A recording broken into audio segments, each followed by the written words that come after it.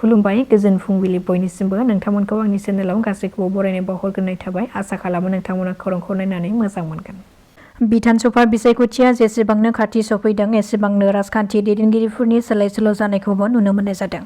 बेनि गेजेराव 42 नं उदालगुरि बिधानसभा बियाबाव बिटिसिनि चिफ हाग्रामा महिलारि बिथांनि नुजाथिनायाव इउपिपिएल दोलोनि 36 नं हरिसिंगा बियाबनि बिटिआरनि बारग' एमसिएलए सन्जय सरगियारिया बिपिएफ दोलोआव मदद होबाय। बिथांजों लोगोसे गुबुन गुबुन राजखान्थि दोलोनि दैदेनगिरिफ्राबो बिपिएफ दोलोआव मदद होफैनायखौ नुनो मोननाय जादों। बैसागु आरो दुर्गा फुजायाव बेसेन होनाङालासे गंनै सिलिन्डार होनो थाखाय फोसावदों गिबि मन्त्रि डक्टर हिमन्त बिश्व शर्मा बिथाङा। दासान्दि संग्रा गेसनि गोबां आंखाल गोग्लैनायनि समावबो बे गेदेर खौरांखौ फोसावदों गिबि मन्थ्रिया। हादोरसानि गंफ्रोम नखरानो बोसोराव मोननो हागोन गंनै बेसेन नाङै सिलिन्डार। उज्ज्वला बिथांखिनि साबसिडिनि मुङाव बे खाबुखौ होगोन सोरखारा। दासान्दि राजखान्थिनि बिसायख'थि फोसावदिंनाय मोनसे हाबाफारियाव बाहागो लानानै बे गेदेर खौरांखौ फोसावदों गिबि मन्थ्रिया।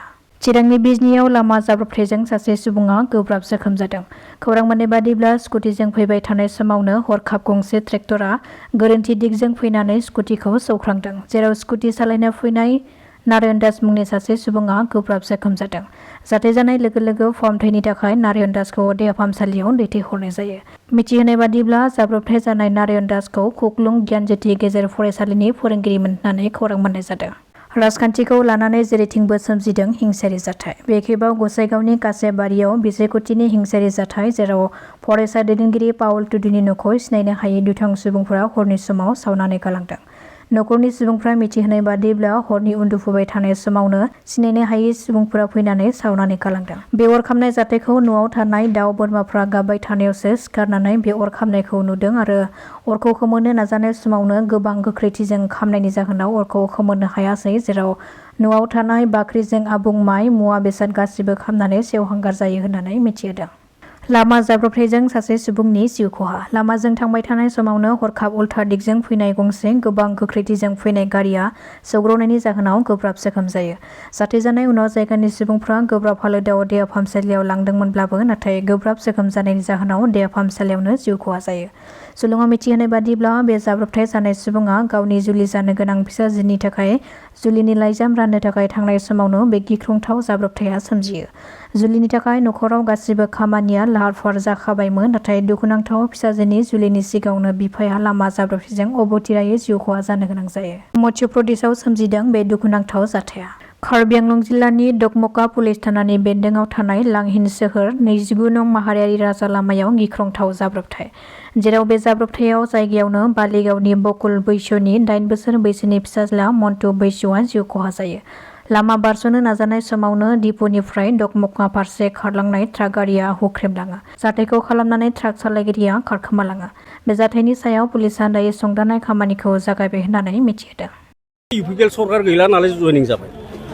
दा रायजोनि हाबा खामानि मावनांगौ जिहेतु आरो नुबाय जे नैबे बिपिएफ सरकारा 2035 सिम थांगोन। गोलाव माने मोनसे परिकल्पना जिहेतु दं आरो बेखिनि समाव जोङो इउपिपिएल दोलोआव जदिय' दङमोन आरो जाखिनि मावनो गोनां खामानि रायजो राजा बिथांमोननि बेखौ खोब थोजासे नङाब्लाबो जथेस्थ'खिनि मावबोबाय आरो जाखिनि खामानिफोर रायजोनि मावनो गोनां आद्रा थानायफोरखौ नैबे सरकाराव थाफानानै जेन जों मावलांनो हायो आरो बेनिखायनो इउपिपिएल दोलोखौ गारनानै जोङो बिपिएफ दोलोआव दिनै माने जुगदान जाबाय आरो खुब माने मोजां मोनदों।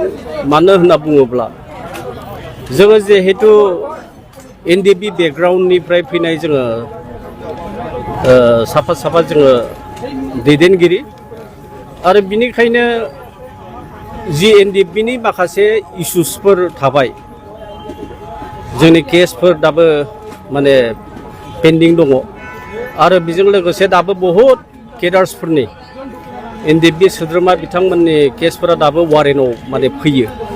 दा बेफोरबो बहुद खामानि मावनो गोनां थाबाय आरो गोनांथारसिन खामानि मावनो गोनांब्ला जे जोंनि एनडिएफबिनि जे गायसन आफादगिरि रन्जन दैमारि सार बिथाङा दासिमहालागैबो जेलावनो दङ।